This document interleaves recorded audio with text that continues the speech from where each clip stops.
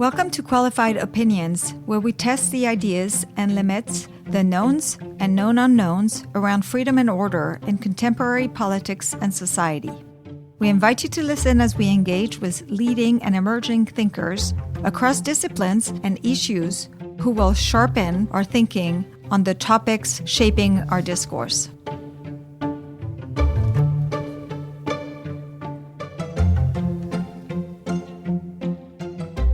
I am back. After a few weeks of interruption to focus on my work, I'm excited to resume the Qualified Opinion podcast. And today, I'm delighted to welcome once again Brian Albrecht. He's the chief economist at the International Center for Law and Economics. Brian's work explores the interplay between competition and information in economic theory, and he has a rare gift for showing how the basic principles of economics, things we sometimes take for granted, actually explain a great deal about the world around us. In addition to his academic research, Brian regularly writes about public policy debates from tariffs to antitrust to price control, always with the same goal, to make the insights of economics accessible and useful. You can find more of his work on the Economic Force Substack. It's really one of my favorite. Or follow him on Twitter, where he's one of the clearest voices translating complicated research into real-world relevance. So today we're going to dig into his recent writing on tariffs, why economists find them uniquely frustrating, and how simple supply and demand still does a remarkable job at predicting the effects of policies, whether it's trade wars, egg prices, European gas market, and all of this. Welcome, Brian. Hey, happy to be here. So I wanted to talk with you. I mean, I always want to talk with you, but I thought about actually talking with you this time because you had a really, really great piece in the Wall Street Journal called "You Can't Break the Law of Economics. Supply and demand invariably overcome any effort to defy or outsmart them." And I thought it was a really great piece. It was just very easy to understand, and we'll talk about this. But I wanted first to ask you about, first, why did you want to write this piece? I kind of have my suspicion based on your introduction, but why did you want to write this piece? Yeah, so let's take a little bit of a step back. I got into economics coming out of the financial crisis, 2011, 2012. And in that time period, it was very cliche for there to be an op-ed about how economics had failed. We couldn't predict the financial crisis. Queen Elizabeth asking, I forget who, why didn't you see this coming? And just regularly all these kind of what I would call diatribes against economics. And over the last 15 years or so, these have kind of every few months, especially in the UK, they come out. Economics has failed for reason X, Y, Z. We didn't predict the financial crisis. We don't have enough focus on the environment. We don't have enough focus on class, whatever the reasons are. The models are too complicated, yada, yada, yada. So every time these come up, they kind of annoy me. More than kind of annoy me, they really annoy me. They seem to recycle the same sort of things. And it just kind of hit me that no one had really written what I think of as like the counter to that, like the simple defense of economics. During the financial crisis, Robert Lucas had a piece in The Economist that was kind of defending macroeconomics, but really that was it. People use economics all the time. The Wall Street Journal editorial board, their opinions, if you read it, they use economics, but like a step back defense of economics was not there. So this piece, instead of really being about, breaking the laws of economics, like the editor's title put in, which is a perfectly fine title, I really came from the perspective of like, what is the simplest defense of economics? Why do I think it's powerful? Why do I think it has an insight beyond all those kind of complications, all of the complaints? The world is imperfect, yes, but like how can I defend it, and how can I boil it down to a few different examples? We can go into those examples, but that's where I'm coming from. I think economics is cool. You and I think economics is cool. Yep. But kind of reading op-ed pages, just the explicit ones about economics, you'd think that economics was just a travesty that was a massive failure. And I think that's unfair. Yeah, I think it's unfair too. but I think kind of the most recent example, right? It's like President Trump and all the protectionists talking about how the experts, and by that they mean the free market, economists, have failed because tariffs, according to them, have proven that they're so wonderful. They don't raise prices. They don't do this. They don't do all of the stuff that we claim would happen after the announcement of Liberation Day. So there's that, but there's also, how do you set this kind of and I remember, by the way, the financial crisis. I remember Ezra Klein at the time writing something against Econ 101 when effectively, I think what is actually the most magical about economics is actually less the models, but it's precisely Econ 101. Right. And this is why I think I was so touched with your pieces, because effectively it boils it down to kind of it's the essence of what I love about economics, about supply and demand. So let's, for instance, let's kind of see how you think about, and you mentioned it in your piece, like how do we think about trade? For instance, this notion, right, that experts have failed because price haven't gone up yet, or we haven't had a recession, right? I mean, you use the example of the first Trump trade war. So can you talk about that? Yeah, I mean, there's a lot of things in there, and we're absolutely you and I are on the same page that when we think about economics, part of it is the more complicated stuff, but most of it day to day is not that. The things that kind of got us excited, the things, like, I'll start speaking for myself, the things that get me excited are kind of looking out the window and understanding little quirks about the world that I didn't know before I kind of sat down and thought about it. Yes, research is fun. It's good to dig into the weeds, and lots of people do that. But at the end of the day, when economists are talking about policy, a lot of times they're kind of thinking about pretty basic things and not the latest paper in econometrica. And I very much want to defend a lot of that. It's a big field. There's lots of other problems, and we can get into details if we want. But like when I'm avoiding your question for a second, but last summer, Vice President Harris came out with an idea of planned pseudo announcement around price gouging, and economists left and right had this reaction. I wanted to kind of understand, what was that reaction? It was negative, but why? What were the things? And so that's kind of been in the back of my head, that there's something kind of basic that is just so ingrained to economists, and maybe this is a fault of ours, but it's so ingrained that it's not really about the most, cutting edge model of things like that. So it's about, let's actually stay on this. Let's stay on this, because so those basic stuff, why don't you just actually explain what it is? Why don't you explain what gets us why we think that supply and demand is such a powerful tool to look at the world? Yeah, you've already jumped to what is the important thing, which is supply and demand. And we can layer complications on top of that, but that is the important thing. And I think like a step before that is the role of prices. Yes. So in a market, prices work to coordinate supply and demand. Sometimes it works better than other times by various metrics, but that's kind of like, you have buyers and you have sellers. Quality matters, the quantity you purchase matters, but kind of the unique thing about markets are prices and the role that prices play. As Alex Tabarrok says, a price is a signal wrapped in incentive, that it has powerful information and it provides incentives to do something. When there's an emergency, high prices provide an incentive to, bring goods to the hurricane, things like that. So I think really thinking about prices, appreciating what they're doing, is kind of the step one of what makes economists see things a little bit differently. The appreciation for the iPencil story and how you're able to coordinate millions of people across all these markets, from lumber to graphite and all of that. Prices are driving that story. So that's like the step one. On top of that, we have a simple theory of explaining what changes prices, and then when those prices change, how that changes other things. So let me walk through that.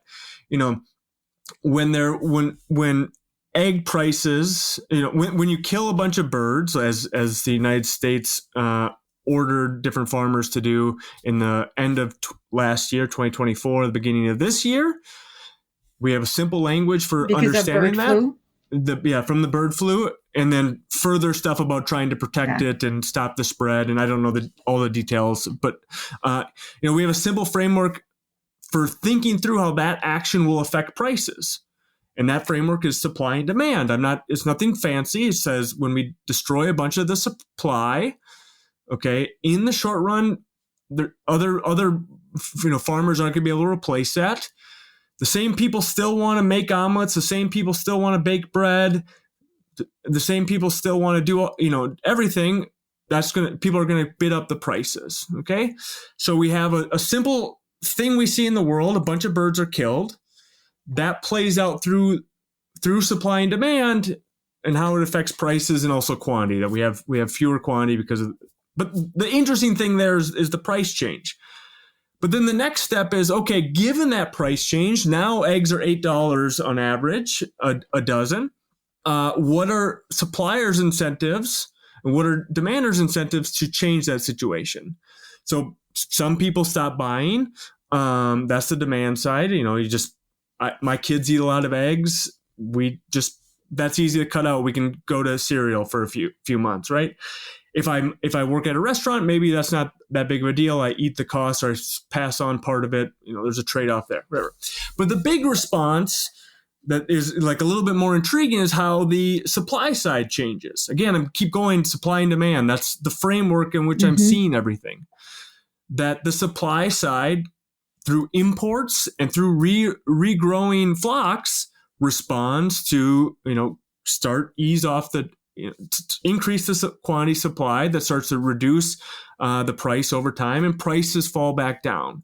And so we have this kind of shock or impulse response back and forth that is happening through thousands and thousands of farmers, thousands and thousands of grocery stores, wholesalers in between, everything else going on, that's coordinating this behavior in kind of a natural way that's nothing groundbreaking here. If I told you that the reason that egg prices are expensive is because we killed a bunch of birds, that doesn't take a PhD in economics, but just tracing out all of those steps in the simple supply and demand sort of framework, I think is incredibly powerful. And in the piece, I contrast that with a lot of the news headlines that pointed at things like, that Cal-Maine was making a bunch of profits, and so this was evidence of collusion. What actually happened was that they were, being profiteers or something. It's a little hard to tell what the exact prediction or empirical claim is. Well, we know it's not really empirical. It's really.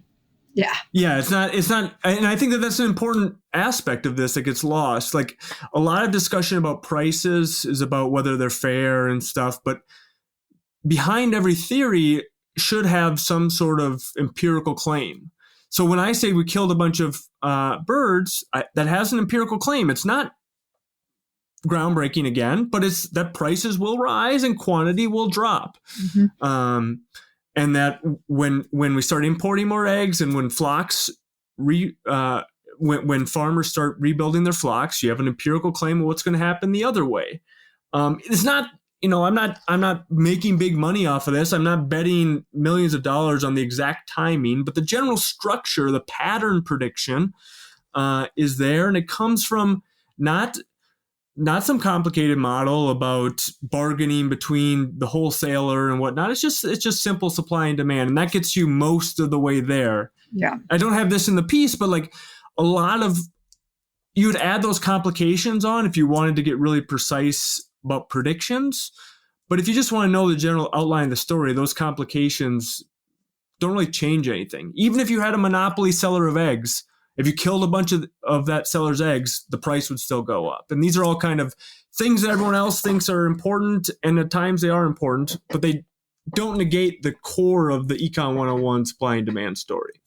And the other thing that I find interesting about we economists is that at least we try also to think in a general equilibrium kind of way. We don't stop at the first order effect of something, right? We also look at the subsequent chain reactions.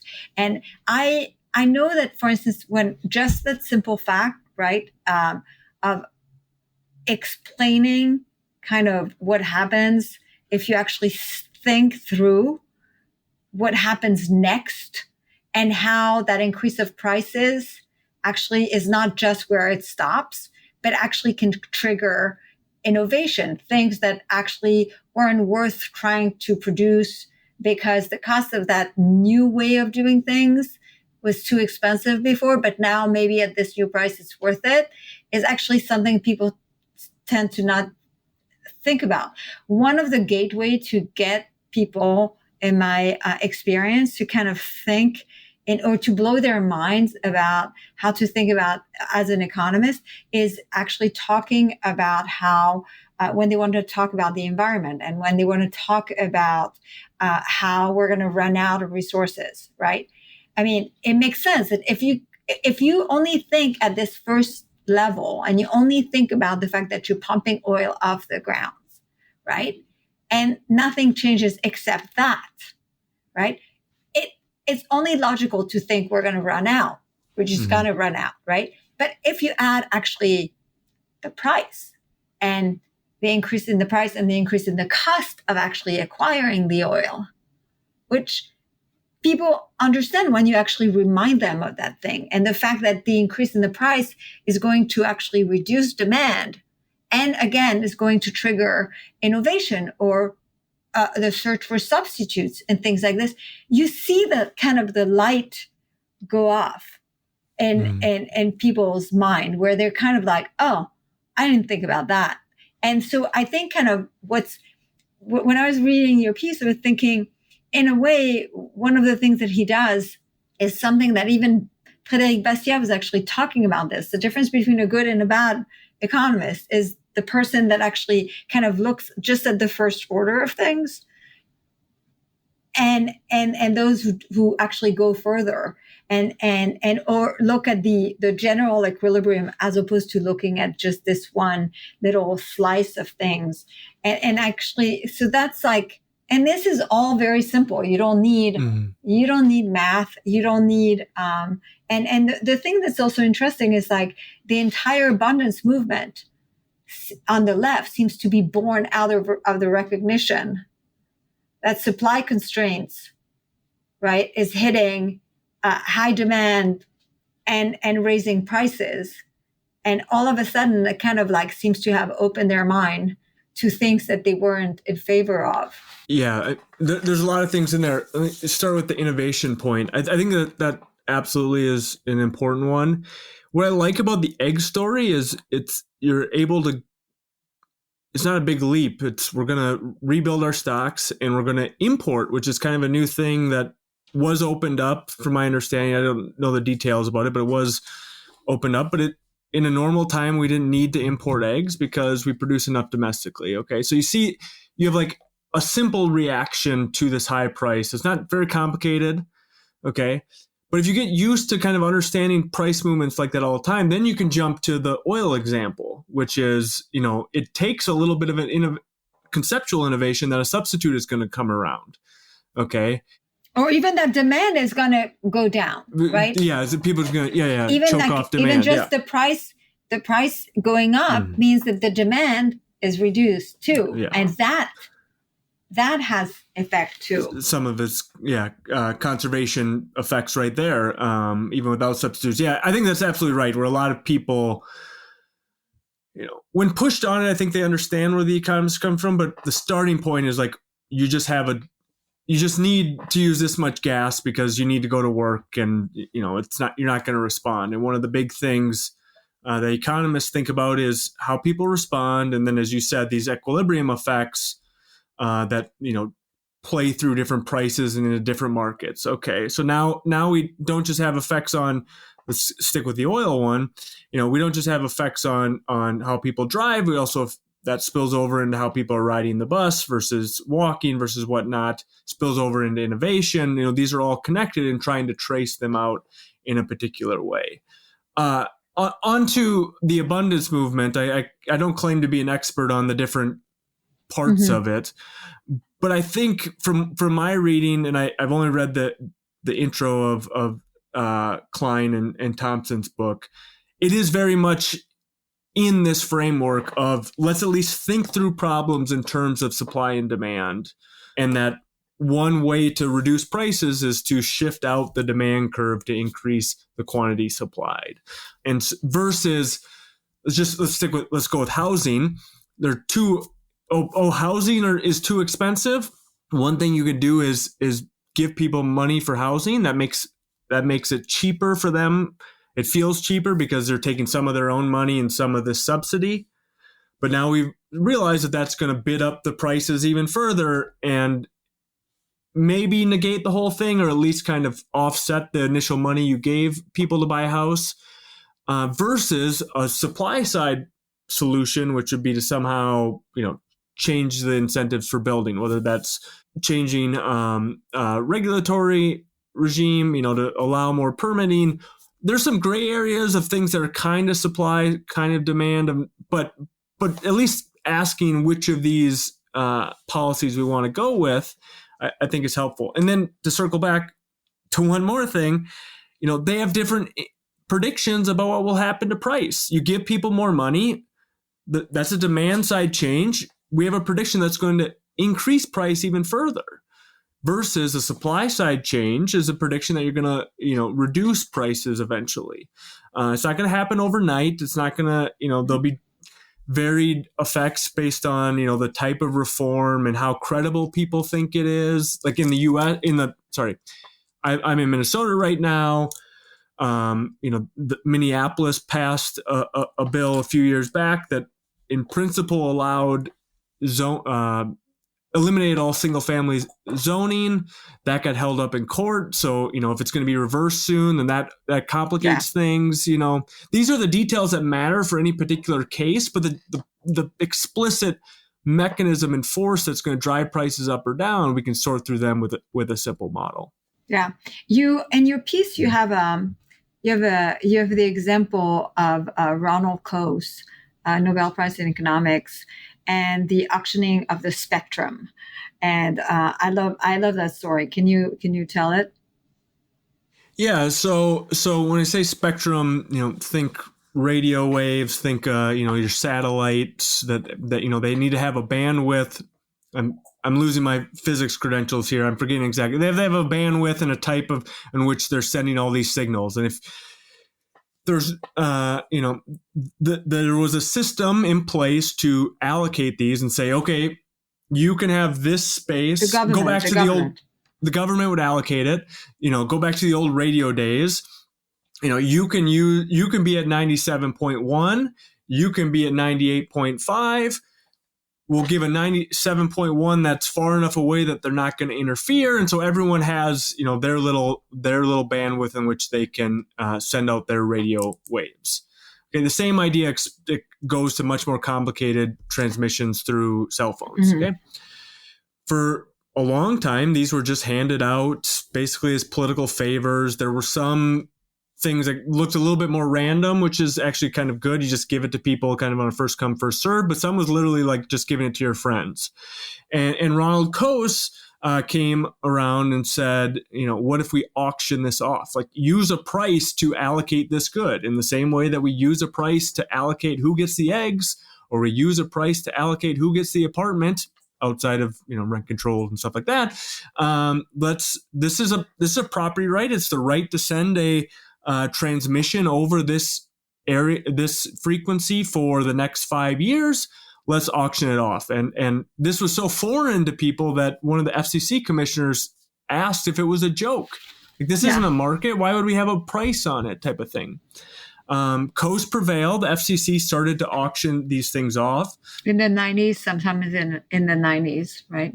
I forget the exact time period. So Coase originally proposed it a little bit earlier. I forget. Yeah, I think it was. Yeah. It was. He proposed it probably either late 50s or early 60s, and 30 years later, I think it was under Clinton that they started doing auctions for spectrum. I think. Yeah, because he first proposed it. Actually, there's a little detail there. He first proposed it much earlier, as you said, in an article in the 50s. And then he also went in front of the FCC later, which I think was in the 80s.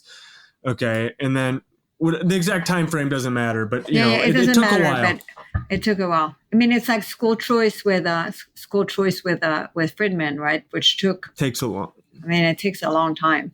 Yeah. Here, absolutely. But now, this is the way that almost all spectrum is allocated. There are weird quirks around it and whatnot, but broadly, we now have auctions. It's raised over $200 billion for the government, which before was just, being given effectively to the companies. And now, it's and the important thing from the Economist perspective is not that the government gets the 200 billions or the companies do, but are you giving the good to the person who actually is going to generate the most value out of it? And how do we know they're going to generate more value? They're willing to pay more. And so we've sorted through this price mechanism people who are really going to get a lot out of it or think they're going to get a lot out of it versus people who aren't. And so you're going to kind of more allocate it towards companies that are going to do more with it. And that also turns around and turns, they use this money for different types of investments. I should have some of my colleagues on to come talk about it. I don't know about this, but I think generally it's accepted that now this is the idea of auctioning it off. There are quirks here and there, but the idea of auctioning it off is a good thing. It's helped improve innovation in the market. It's helped raise revenue to expand the way that these things work. It reveals value. I mean, it's a price versus randomly picking someone or picking some political appointee, friend to give it to, and that's going to create more value for consumers in the end. And so it's a good transition to the way tariff exemptions have been allocated, right? It's like it goes to, there were studies from the first Trump administration where the tariff exemptions would mostly go to the companies that had close ties to Trump administration's officials. So let's talk about tariffs. Yeah. This is an area where economists are always called nuts, and the protectionists are constantly telling us how our models are too simple. We don't understand basic things, or we are valuing the wrong thing. We're valuing consumers when we should be valuing producers and all of this. And you brought up the steel and aluminum tariffs as a clear case where economists actually predicted correctly how everything was going to go, and the protectionists just ignored it, and now are actually doubling down. And in this, you make several cases, several points. You explain the supply and demand side of things. You also explain things that actually, and maybe in your blog post, you have a great blog post where you said that actually economists, to the extent that they make a mistake, it's like we underestimate, or actually we don't explain enough how basically tariffs are worse than the textbook case, right? But it's also, there's this utter confusion between consumer and producers. So can you make the case for us? Yeah, so the basic idea is, okay, right now there's a lot going on with tariffs. It's hard to discern what exactly is happening. There is good work trying to figure out what's happening to prices. And from my understanding, people are tracking retail prices. It seems to go exactly the way you would expect, which is tariffed goods have higher prices. But these are on and off. It's kind of up in the air. We're kind of commenting live. We don't need to do that. We have other examples in which the dust has settled more or less. I mean, people are always debating these things, but we have a better sense of what's happened. And that's the 2018 tariffs, particularly on aluminum and steel that Trump put in the first administration. And so before these tariffs went into effect, I forget if it was when they're being debated or when these are executive orders, so there's no formal debate, but when they're up in the air, there's this IGM survey that comes out of the Booth School at the University of Chicago that surveys top economists about what they think. And not a single one thought that these tariffs would improve consumer welfare, or sorry, would improve Americans' welfare, that it would make Americans better off. Okay, so that's not exactly a prediction. It's hard to tell how people are better or worse off, but it kind of lends itself to two predictions. What is it going to do for consumer prices? If the prediction is it's going to raise consumer prices, then consumers are worse off. Okay. And so you'd answer, yes, the consumers are going to be made worse off. Americans are going to be made worse off because of that. And that's exactly what we saw. Basically, prices passed through basically one for one, meaning every dollar of a tariff on an item raised the consumer price by $1. And so consumers are worse off because they're paying higher prices. It doesn't mean they're paying higher prices for goods overall. There's empirical work trying to really zoom in on what are the goods affected by these tariffs and which industries are directly affected, indirectly, and trying to trace that out. That's the complicated work that isn't Econ 101, but there are economists doing that. So the implicit prediction by the economists is that consumers are going to be made worse off. That happened. Prices went up. The second prediction would be, or the second complication, which is what we got into in the point you're raising about thinking about producers, is, well, what if workers are a lot better off, or people are better off on kind of the working side of their household? Then maybe Americans would be made better off. But we have data on what happened to workers as well. And yes, steel workers saw an increase in their employment and their pay. But at the same time, a bunch of companies, about half of all imports in the United States are inputs into other goods. So they're either buying capital or direct like materials. So the steel workers are benefited from a tariff, but cars use steel. High-rise construction uses steel. What about those workers? And if you look at those workers, their losses, because they now have to pay higher prices, offset any of the gains to the workers in steel manufacturing. So if you look at manufacturing jobs as a whole, the tariffs were a net decrease. You've raised some jobs. Yes, the steel workers got a few more jobs, but on net, there are more car manufacturers who are hurt by this because cars are more expensive, which means that people are going to buy fewer cars, which means you need fewer workers to produce those cars. Okay. And so whether you look at consumers, whether you look at Americans as consumers or just as like manufacturing workers, the empirical research is pretty clear at this point that Americans were hurt by these, exactly in line with the prediction that the economists made before these went into effect. And so there's not really anything too exotic there. It's, if you price things, if you raise the price of doing stuff, you're going to get less of it, whether it's the consumer side or the producer side. So it's kind of right in line with basic economics. And the utter confusion between like consumers, producer, importer, exporter. I mean, so first, because most of what we import are inputs, it means that most producers in this case are consumers of these inputs. So this distinction between producer and consumers is utterly, it's not helping you achieve the kind of goal that you want to achieve. If you want to help producers, you're really definitely not helping producers when you're making their cost more expensive. And the importer-exporter thing is also one that's just the connection between imports and export is so tight, in large part because of the fact that we are imposing a tax on an input that is then used to produce something that's going to be exported, but also through the more complicated aspect that you send your money abroad, and this is the money that is actually used to buy our exports. But it's actually find trade just to be fascinating because in a weird way, each time you read stuff new about trade, you learn something that is somewhat counterintuitive, but is actually fascinating. Yeah. And that post that you wrote. This is actually the time where I realized, I found out reading you that also half of what we import and a third of what we export is actually between related party. So it's not even So it's not even like between independent workers. It's just basically multinational exchanging, among themselves. So it's just like there's so much stuff. So what?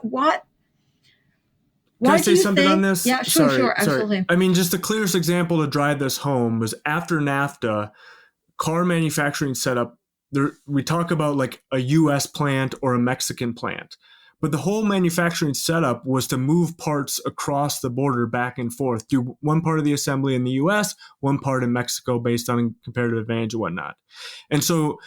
And this would all be within Ford. Ford would be shipping it from a U.S. plant to a Ford a Mexican plant. And so these idea of like, oh, we have this clear division, it isn't there. So sorry for the interruption. No, yeah, and as a result, right, imports went up, and so did exports, because imports went up, and so did exports. They didn't go up as much, but they went up significantly.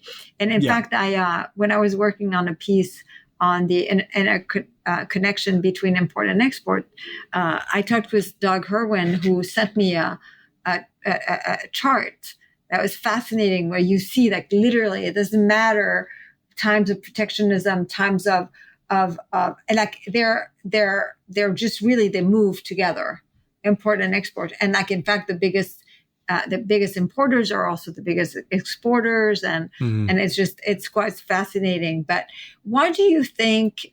Because we have the example of the Trump won trade war, and very important data about how like consumers shouldered really 100% of the cost of these tariffs. Why do you think it's so hard for people to get?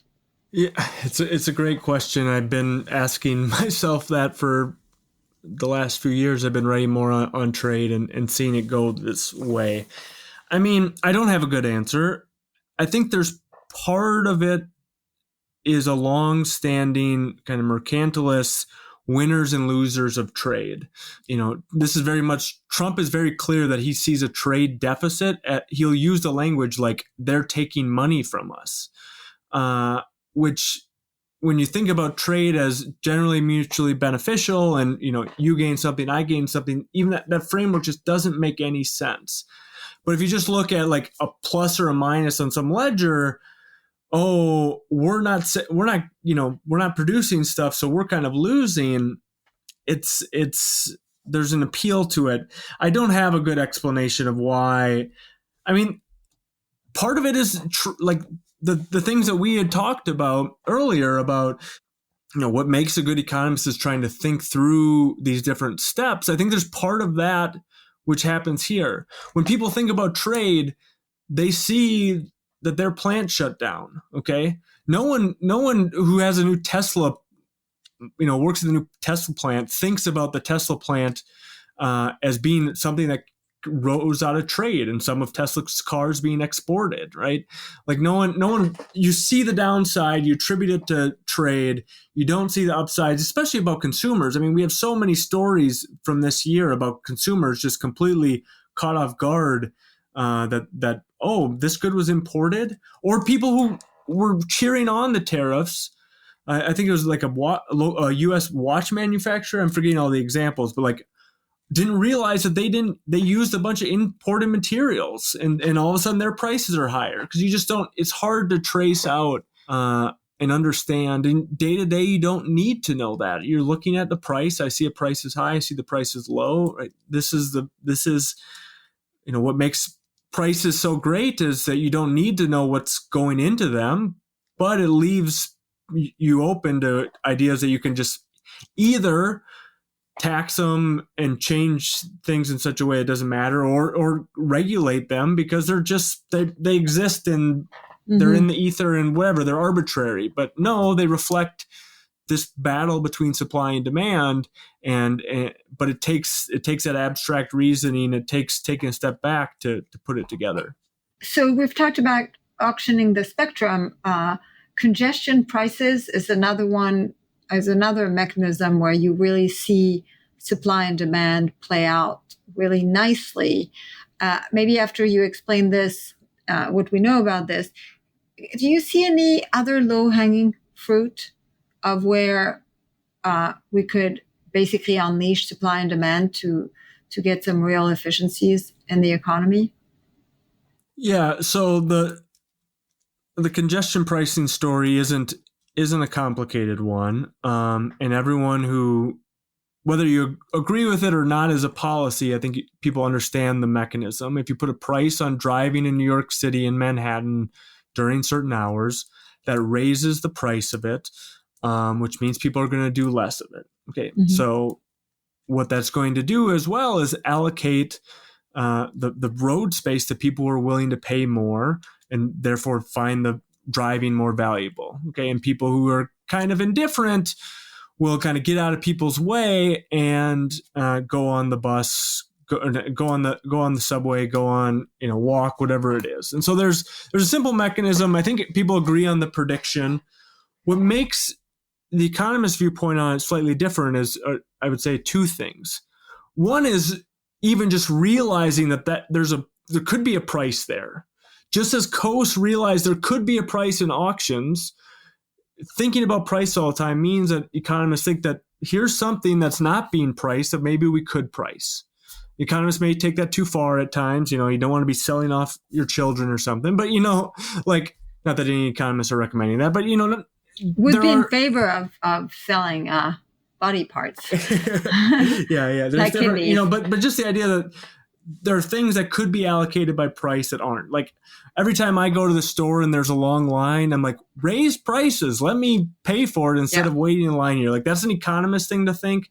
In fact, it's interesting because even government has figured that out with TSA, Clear, and all of that stuff, right? Yeah, you raise the price and you reduce the lines by kind of getting people who really want to not wait in line to. So and there's in fact, an interesting story. I would like them to raise prices more because now there are too many people using TSA Pre, so double the price.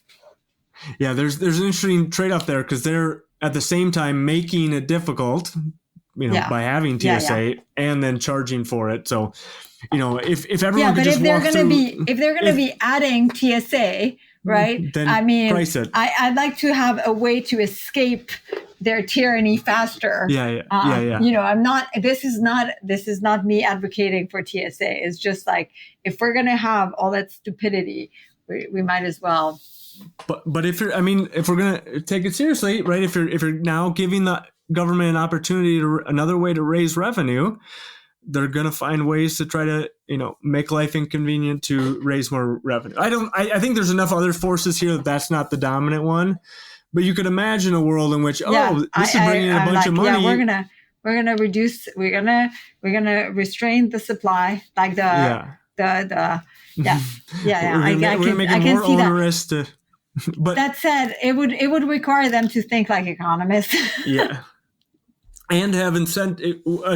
Another issue, and why we don't see this more often, is you need to have an incentive to make these improvements. And bureaucracy sometimes have it, but at the end of the day, the TSA agent who would come up, or the TSA manager or whatever, would come up with a better way of getting people through. They're not making any money off of it, and so they have a different incentive to try to push things through. You asked about low-hanging fruit. I don't have any huge things besides don't do really dumb stuff. Don't put in price controls. Don't, mess with prices generally. One area that I think technology could make an improvement, we've already seen it, is parking pricing. I mean, this is not an exciting example, but at least I'm going to use Minneapolis as an example. The introduction of apps to pay for parking has increased the amount of paid parking spots there are.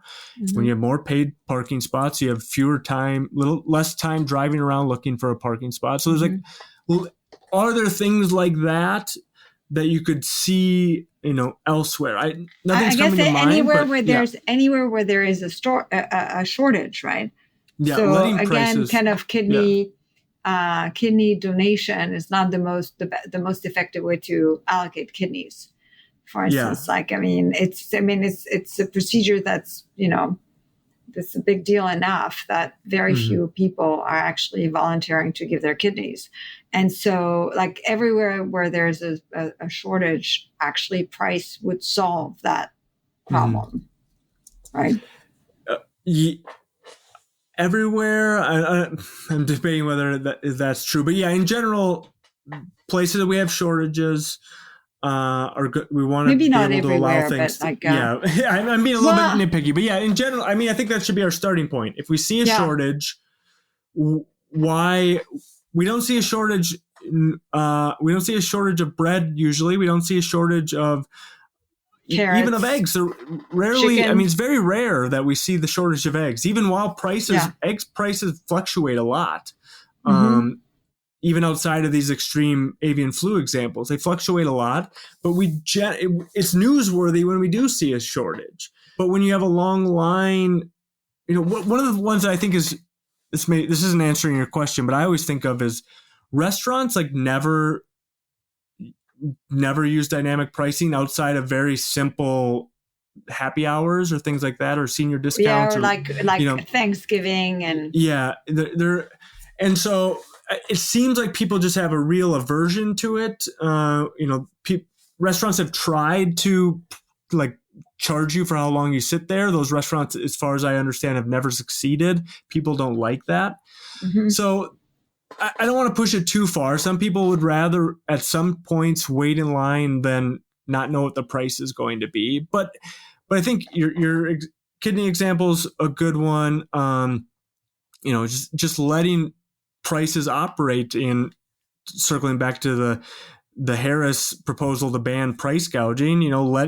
When you have a shortage of stuff you have a shortage of generators during a hurricane, let those prices adjust. But almost every state has some version of a price gouging law, and the research is thin. It's hard but the research that is there suggests that these do what economists would expect, which is limit the amount of generators that come into an area. When we think about the public grocery stores, right, with the Mandani in New York, there's a bunch of ignoring the economics, right? Yeah, there's a few different things going on there. I mean, it's hard to know how seriously to take it, but yeah, the proposal. So here's a good example of thinking through supply and demand. We see what seems a problem. We want people to have cheaper food. Inflation has raised the price of food, although that inflation came down. Okay, so what is a policy response? One is to give people more food stamps, more low-income subsidies of food, whatever it is. Another is try to change the supply side. Well, I think the reaction is that there's not going to, if you open up the market to allow more grocery stores in New York City, that's not going to do a whole lot. So you got to find some other supply side reform. And so the idea is scale is like there's so many grocery stores you can put to actually truly affect the food supply. And it'd be such a narrow way in which you're doing it. I mean, you could open up and say only grocery stores could come into these buildings, but if you just open it up and say we're going to build more, and therefore we're going to have more. Some of that's going to go to grocery stores. Most of it's going to go to housing and other things, right? And so if you want to really zoom in and like, okay, what can we do? Maybe the government can provide it. Okay. The question is, at what cost, and what are they going to do differently, and what incentives are they going to have? And here, anyone who would listen to this podcast regularly would understand the idea that, private grocery stores make very little. It's a very cutthroat business. I don't know the details in New York City, but generally that's an issue. So how are you going to, if there's a certain cost to make the good, and there's not a lot of profit to be kind of eaten away or competed away by this government organization, this government-run grocery store, well, where is it going to come from? There's silly ideas like they're going to buy in bulk, which is just silly because everyone buys in bulk. Like, how are you? You're assuming a unicorn's going to come in to help. But the more realistic is you're just going to subsidize it from somewhere else. And maybe that's a good policy proposal. I mean, I have my reservations. I would guess you do too. Well, actually, and they've tried it in Kansas, and there have been a few different ones that have struggled for a variety of reasons. One is that they end up being a lot of costs, and you realize that, oh yes, you're taking away the profit motive, which is going to, okay, we're not going to charge a markup, but you're also taking away the incentive to keep costs down, and so prices, as with many many government projects, prices come in much higher than you expected. You thought you could keep them at the Kroger level. That's not the comparison in New York City. I forget what the New York City markets are. That you keep them at the local, at the private market level, and then you're going to reduce profits. But if costs balloon, which is what happened in some, there's Florida, Kansas City, Chicago threw it out, but actually didn't implement it. And as far as I can know, have abandoned the plans.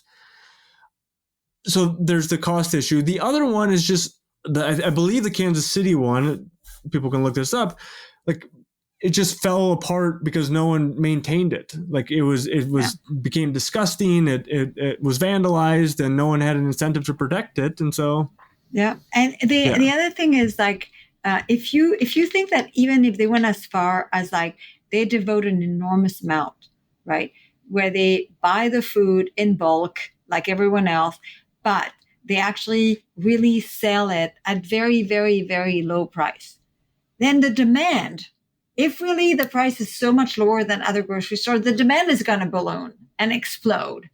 And hence you end up with a shortage all the same. So no matter where you look at it, right? I mean, usually the failure of government ideas such as this one, I mean, they fail on a implementation basis because they're like they're poorly implemented, and they're but even if they weren't, like, again, they would face the problem that most things are faced, which is, like, if you really manage to successfully keep price super low, then you have a demand that inevitably exceeds supply, and then. And then it's not very often, actually, when you have shortages that can't be addressed by raising prices to draw supply in or to lower demand. What you end up having is, like, a lot of people who are standing in line. Yeah. Right. I mean, it's just, this is like the real, I mean, it's just like one of the big problems that the childcare industry faces, right? So you restrain supply in all sorts of ways with requirement for education, for the child caregiver, and all this, and you restrain the supply, you subsidize the demand, and boom, you have a crisis, right? And it's not, part of this is not just government created, right? Women entering the workforce, needing childcare, all of this. I mean, there's all sorts of things that go into this, but in the end, prices are high because of supply and demand problems. Yeah, and so the question is whether that price is going to show up as a price, or whether it's going to show up as something else that doesn't get captured by someone else, right? There's a clear, circle back to a few different examples, there's a clear cost to driving in New York City, in Manhattan, that's not just the price of gas. It's the price of time. And so when you don't pay a monetary price, often you'll pay a different price, waiting in line, quality degradation, some other problem. And so you're going to pay one way or another. The benefit of prices is that everything I pay, someone else can benefit from. No one benefits from me waiting in line. If anything, they're made worse off, because then they have to wait in line longer. But if I pay you more, you benefit more by me willing to pay. And the second is then the incentive, again, to circle back to the earlier thing, incentive for some solution, the incentive to bring more goods into the market, the incentive to come up with a better way of delivering the groceries, the same as the incentive to come up with alternatives to high oil prices, right? And so this appreciation of both of these effects is why economists tend to be, even left and right, tend to be pretty sympathetic and like using prices a little bit more than other people. Again, we'll have cases where we agree that prices maybe aren't the best, but that in general that we should try to use more of these, and we should try to let me take a step back. Going to the childcare example, yes, we have a price on the, like me paying the childcare provider. That's priced. There's some government provided ones and whatnot, but there's a market for that. The issue is that there's not the same sort of entry conditions. You're not pricing the entry on the supply side the same way. You're restricting the quantity. You're not letting people pay for another way to get around it was to force people to pay to become a childcare provider. That'd be like a tax. And you don't want to do that. You don't do that, but you've restricted in a different way. And so people can't enter in the same way. It's a little bit half-baked, but I just mean that there are restrictions that show up in prices that aren't, even when you let the price operate. But thinking about the price, thinking about what that price is signaling, it's signaling something happening on the demand side. We have a lot more demand because both partners want to work, and something happening on the supply side. We have restrictions. Okay, yada yada yada. And it's kind of one of these industries where effectively you can't have increase in productivities because it's just people. You need the people to take care of. You can't until we have robot nannies, and we can have 20 robot nannies taking care of 40 kids. We're going to be constrained also by this is that. A great example of. I went through this. So I have 3 young kids coming out of COVID when the labor market was really hot, especially at the bottom part of the distribution. There was immense turnover at our daycares. They just couldn't keep workers. They'd raise pay, raise the cost for us. They couldn't keep it. The wage gains that these workers were getting offered elsewhere at restaurants, at other spots, that was eating into any sort of what we're calling productivity gains that'd be possible at the childcare side.